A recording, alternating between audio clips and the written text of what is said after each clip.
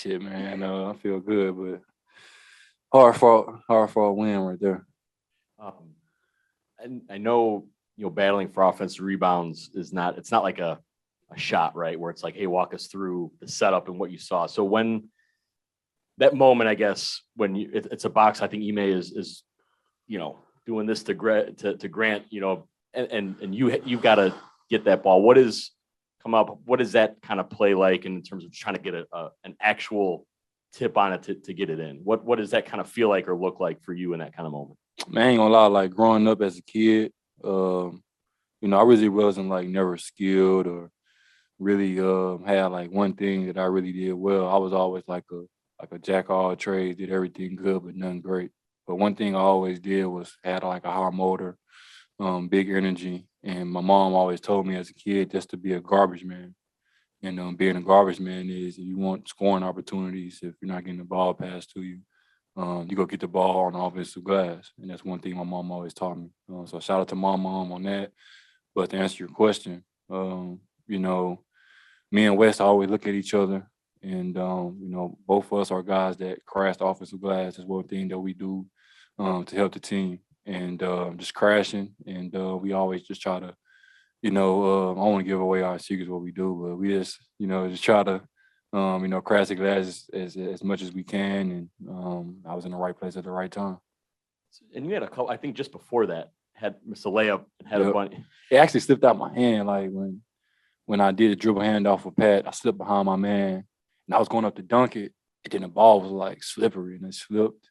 Then I got it back and shot it back again. I missed twice. And I'm like, damn, man, I can't believe I just did that. And then just stay with it. It's a long game. You got to play 48 minutes. How much did last year's? We've asked you a bunch about and your teammates about experience and what does it mean? How can you quantify it? Is last year's run and being in those kind of games set you up for that? Where you're not running back the other end after play just kind of wrapped up in the ball slipped or I missed that or we're down 2 and I had a chance and I didn't do it. You know what I mean? Like would Bobby 5 years ago been a little more wrapped up in it, Nah, shit. Bobby 5 years ago wasn't ready for the playoffs or wasn't ready for this movement, man. 5 years ago, I was 22 years old, still trying to figure out what my niche was in this league, still trying to figure out what I can do to help a team win, still trying to get fucking rotational minutes. And just kept grinding, kept staying with it, never giving up. And now I'm in a good position playing on a championship team with championship aspirations. But, to answer your question, like I said, man, experience to me is being in, different type of situations, like I say. Being in, those different, situations where you're down 8 or down 10 with 8 minutes to go and you have to find a way to cut the lead down before the next media time's out to see where you are then. Then you put together another game plan in those next 6 or 7 minutes or 5 or 6 minutes to figure out what are you going to do to cut the lead down again before the next media timeout. And then again, like I say, man, the playoffs is all about moments. It's not about how many shots you make, not about how many points you score. It's just about moments to me. And we have a lot of guys on this team that can have moments. Bobby, one of those moments was you putting that ball back in to put your team ahead. What does it feel like to take the air out of a building like that? The Garden had been pretty loud to that point, and to make that shot kind of change the whole feeling in the building for you in that spot. What's that feel like?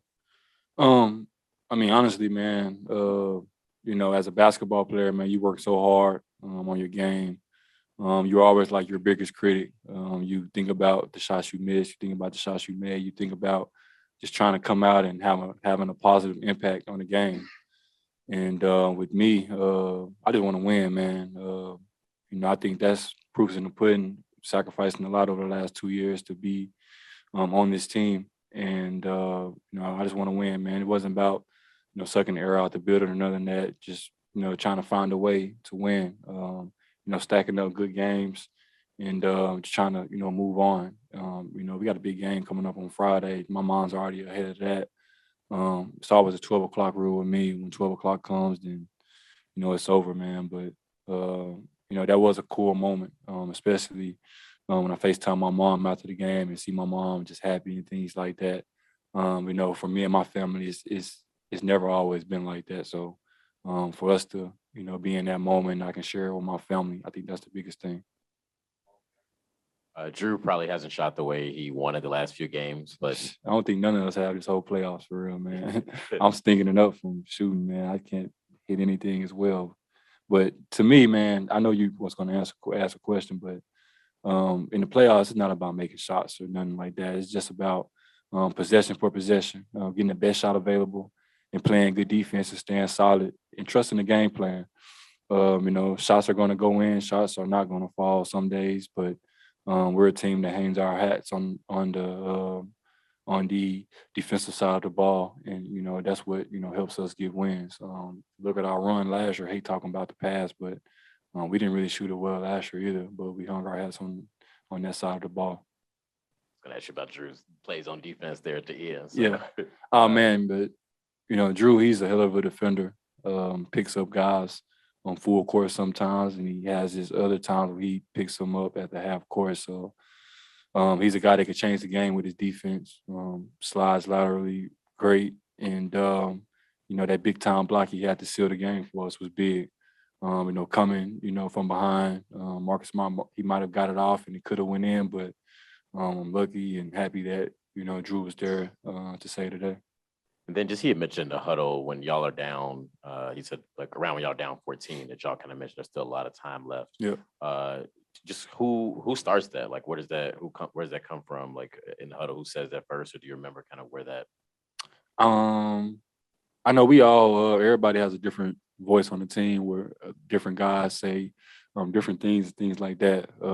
I know me personally, I always just whenever the fourth quarter comes, if we're down or we're up, I just like to chip away, especially if we're down. We chip away and see where we can be at by the first media timeout. If we're down 14, let's see if we can cut it down to 8.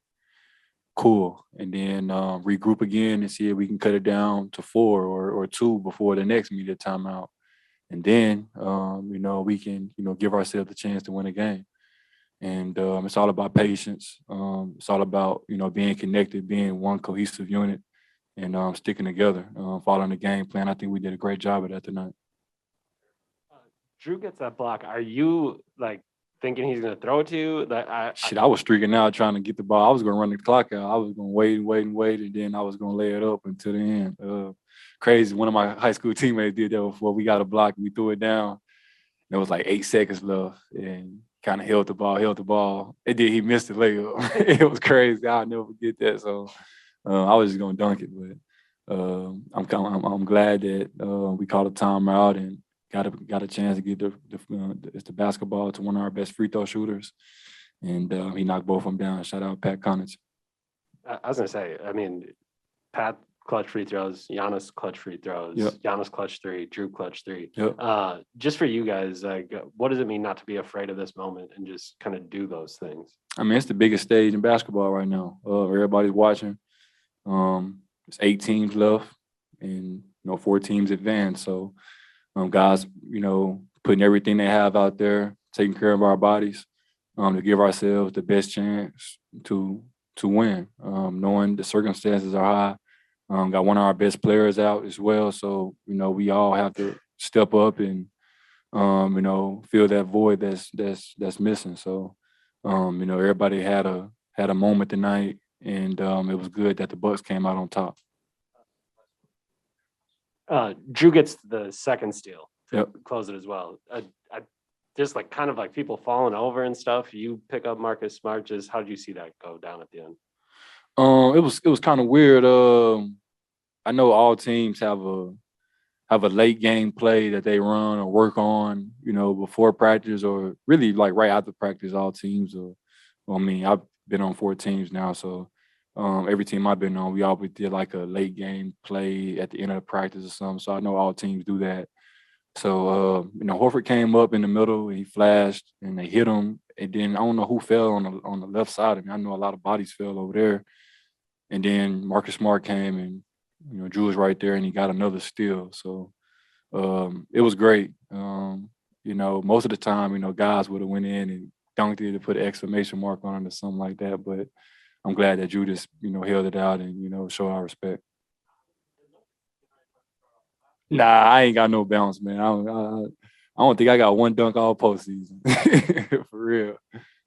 Bobby, on those Giannis free throw misses, I know you got the last one there. Brooke got one earlier in the game and one in game 4 as well. Are those something you kind of watch on film to see where they bounce? Like, you talk about, where to be on those plays? Like, what kind of sets up as many of those as you guys grab? So last season, came off the bench for the Bucks and Giannis, Christian, Drew. They get the majority of the play call. They get the majority of the shots. So I had to figure out ways where I can, get the ball and, essentially be a garbage man sometimes down the floor, crashing the corners and things like that to give myself opportunity to get the ball and get a stick back.